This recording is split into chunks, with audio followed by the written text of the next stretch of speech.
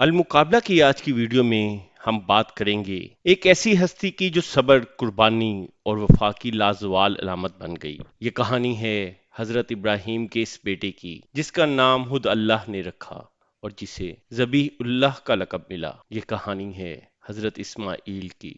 حضرت اسماعیل علیہ السلام حضرت ابراہیم کے سب سے بڑے صاحبزادے تھے۔ ایک ایسے وقت میں جب حضرت ابراہیم کی عمر 86 برس ہو چکی تھی اور وہ اولاد سے محروم تھے، انہوں نے اللہ تعالیٰ سے ایک نیک بیٹے کی دعا مانگی۔ یہ دعا قبول ہوئی اور حضرت حاجرہ کے بطن سے ایک بردبار لڑکا پیدا ہوا۔ یہاں یہ جاننا بھی ضروری ہے کہ گرچہ بائبل کی روایات میں عہد کا مستحق بیٹا حضرت اسحاق کو سمجھا جاتا ہے اور حضرت اسماعیل کو بعض اوقات گمشدہ یا عہد سے باہر قرار دیا جاتا ہے، لیکن اس کے باوجود خود بائبل کے اندر سے اس کی گواہی ملتی ہے۔ جینیسس میں ہے کہ اور اسماعیل کے بارے میں نے تیری سن لی ہے، دیکھ میں اسے برکت دوں گا اور اسے خوب پھل دوں گا اور اسے بہت بڑھاؤں گا، اس سے 12 رئیس پیدا ہوں گے اور میں اسے ایک بڑی قوم بناؤں گا۔ یہ آیت واضح کرتی ہے کہ حضرت اسماعیل بھی اللہ کے عہد اور برکت میں شامل تھے۔ اس کے بعد ان کی نسل کس طرح پھیلی، یہ ایک الگ تاریخی حقیقت ہے، لیکن اس بچے کا نام اسماعیل کیوں رکھا گیا؟ یہ نام دو عبرانی الفاظ اسما اور ایل سے مل کر بنا ہے۔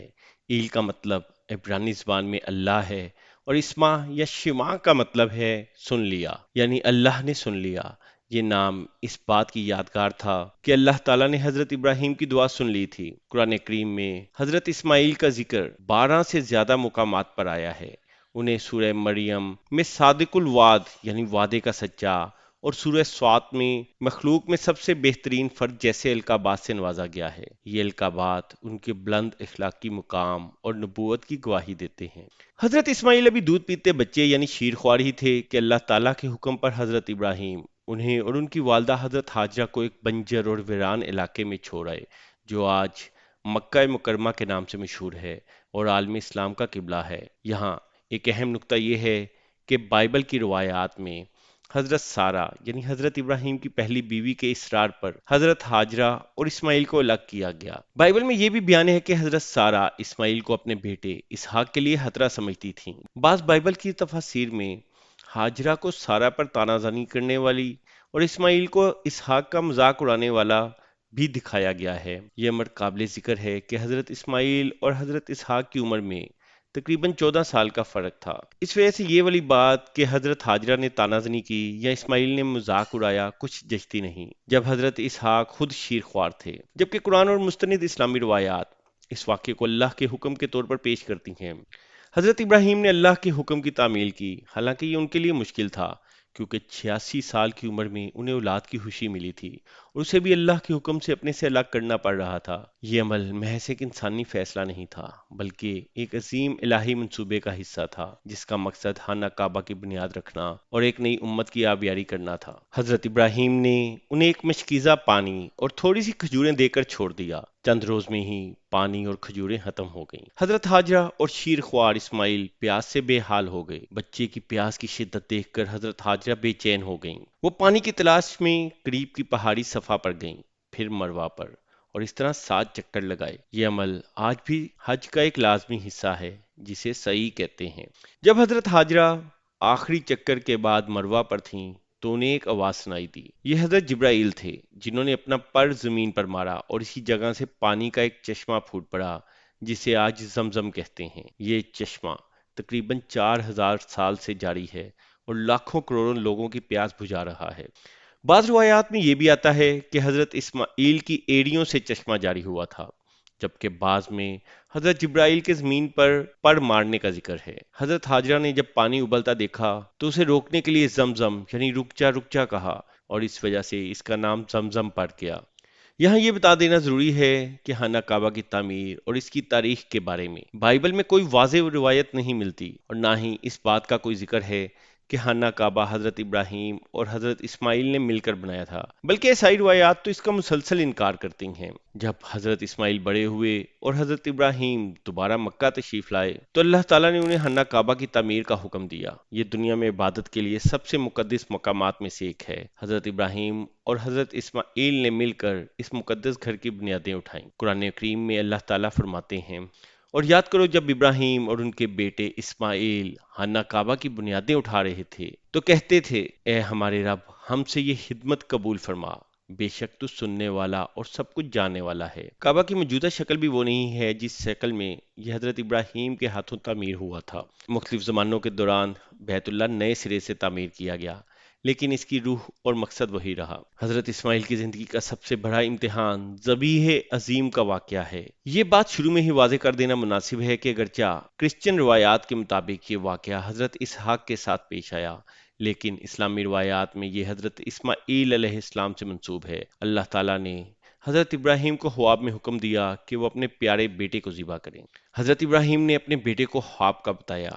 حضرت اسماعیل نے بغیر کسی ہچکچاہٹ کے جواب دیا، جو کہ قرآن میں اس طرح آیا ہے، اے میرے ابا، جو آپ کو حکم ہوا وہی کیجیے، انشاءاللہ آپ مجھے صبر کرنے والوں میں پائیں گے۔ یہ ایک بیٹے کی بے مثال اطاعت اور اللہ پر کامل بھروسے کا اظہار تھا۔ جب حضرت ابراہیم علیہ السلام نے اپنے بیٹے کو لٹایا اور چھری چلانے لگے تو اللہ نے انہیں روک لیا اور جنت سے ایک مینڈھا بھیج دیا، جسے قرآن میں اس طرح بیان کیا گیا ہے، اور ہم نے ایک عظیم قربانی مینڈے کے عوض اس اسماعیل کو چھڑا لیا۔ یہ مینڈا حضرت اسماعیل کی جگہ قربان کیا گیا۔ اس واقعے کی یاد میں ہر سال عید الاضحیٰ منائی جاتی ہے، لیکن یہاں ایک اور سوال اٹھتا ہے، کیا یہ ذبیح اللہ حضرت اسماعیل تھے یا حضرت اسحاق؟ قرآن کریم نے اس بیٹے کا نام صراحتاً بیان نہیں کیا، تاہم علماء اسلام کی اکثریت کا نظریہ یہ ہے کہ وہ حضرت اسماعیل تھے۔ بائبل میں حضرت اسحاق کو ذبیح اللہ کہا گیا ہے۔ یہ ایک اہم اختلافی نقطہ ہے جو دونوں مذاہب میں پایا جاتا ہے۔ مینڈے کے گوشت کے بارے میں بھی مختلف روایات ہیں۔ کچھ کہتے ہیں کہ اسے چرند پرند نے کھا لیا، اور کچھ کہتے ہیں کہ حضرت ابراہیم نے خود بھی کھایا اور صدقہ بھی کیا۔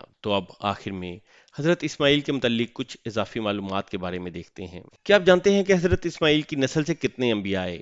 حضرت اسماعیل کی نسل سے اللہ تعالیٰ نے ہمارے پیارے نبی حضرت محمد صلی اللہ علیہ وآلہ وسلم کے علاوہ کسی کو نبی نہیں بنایا، جبکہ حضرت اسحاق کی نسل میں بہت سے انبیاء کرام کی بعثت ہوئی۔ یہ اس بات کی نشاندہی کرتا ہے کہ نبوت کا سلسلہ حضرت اسحاق کی نسل میں جاری رہا، جبکہ حضرت اسماعیل کی نسل کو خاتم الانبیاء صلی اللہ علیہ وآلہ وسلم کی آمد کے لیے منتخب کیا گیا۔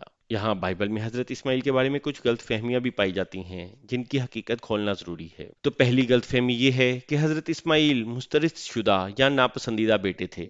بائبل میں اسماعیل کو بعض اوقات راہ بھٹکا ہوا یا غیر منتخب بیٹا دکھایا جاتا ہے۔ کچھ تفاسیر انہیں جسمانی اولاد اور اسحاق کو وعدے کی اولاد قرار دیتی ہیں، جبکہ حقیقت میں بائبل خود کہتی ہے کہ اللہ نے اسماعیل کو برکت دی اور اسے ایک عظیم قوم بنانے کا وعدہ کیا، جیسا کہ جینیسز میں ہے اور ہم پہلے بھی بتا چکے ہیں۔ اور اسماعیل کے بارے میں نے تیری سن لی ہے، دیکھ میں اسے برکت دوں گا اور اسے خوب پھل دوں گا اور اسے بہت بڑھاؤں گا، اس سے 12 رئیس پیدا ہوں گے اور میں اسے ایک بڑی قوم بناؤں گا۔ یعنی حضرت اسماعیل کے 12 بیٹے تھے جو قبائل کے سردار بنے۔ اللہ نے ہاجرہ اور اسماعیل کی بیابان میں مدد کی۔ تو یہ مسترد ہونے کا تصور زیادہ تر بعد کی یہودی اور عیسائی تفاسیر سے آیا، جو اسحاق کی نسل یعنی بنی اسرائیل کی فضیلت کو نمایاں کرنے کے لیے استعمال ہوا ہے۔ دوسری غلط فہمی کہ اسماعیل کی نسل عرب اسرائیل کے دشمن تھے، جبکہ حقیقت میں بائبل میں اسماعیل کی نسل کے بارے میں بہت کم ذکر ہے اور وہ انہیں اسرائیل کے دشمن کے طور پر پیش نہیں کرتی۔ یہ تصور بھی زیادہ تر یہودی روایات اور بعد کی تفاسیر سے آیا ہے۔ غلط فہمی نمبر 3 کہ اسماعیل کو عہد یعنی کانوینٹ میں شامل نہیں کیا گیا تھا، جبکہ حقیقت یہ ہے کہ حضرت اسماعیل کا ختنہ کیا گیا تھا، جو حضرت ابراہیم کے ساتھ کیے گئے وعدے کا ایک اہم حصہ تھا۔ بائبل خود کہتی ہے کہ اسماعیل کو بھی وعدے ملے تھے۔ یعنی یہاں پر پھر وہی بات سامنے آتی ہے کہ کس طرح روایات اور تفاسیر اصل متن سے ہٹ کر اپنے مخصوص مقاصد کے لیے مختلف بیانیوں کو تشکیل دیتی ہیں۔ تو یہ تھی حضرت اسماعیل کی کہانی، ایک ایسی داستان جو صبر، وفا اور اللہ پر کامل بھروسے کی لازوال مثال ہے۔ ایک ایسا بیٹا جس نے اپنے باپ کے خواب کو حقیقت سمجھا اور اپنی جان قربان کرنے کو تیار ہو گیا۔ ایک ایسی ماں جس نے ویران صحرا میں اللہ کی رحمت پر بھروسہ کیا، اور ایک ایسا باپ جس نے اپنے رب کے حکم پر ہر چیز قربان کر دی۔ یہ کہانی ہمیں سکھاتی ہے کہ اللہ کے منصوبے ہمیشہ ہماری سمجھ سے بالاتر ہوتے ہیں اور اس کی حکمت میں ہی ہماری فلاح ہے۔